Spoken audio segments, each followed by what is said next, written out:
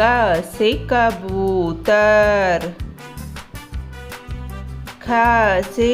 खरगोश, ग से गमला,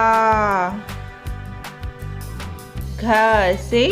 घड़ी, अंग,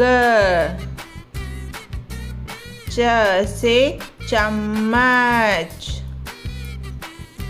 छ से छाता,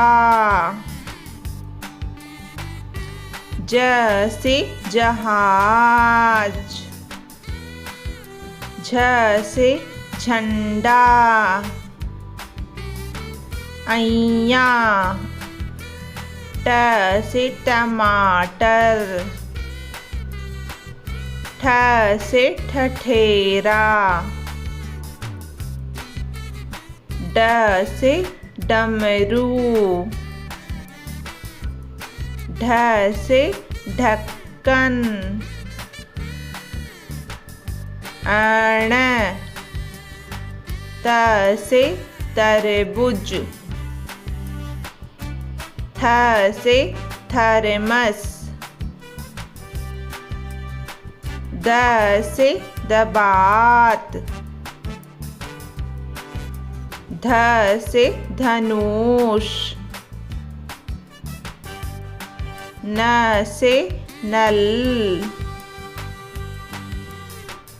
प से पतंग, फ से फल, व से बकरी, भ से भालू, म से मछली, य से यज्ञ, र से रथ, ल से लट्टू, व से वन, श से शलगम, श से षटकोण, स से सपेरा, ह से हिरण, छ से क्षत्रिय,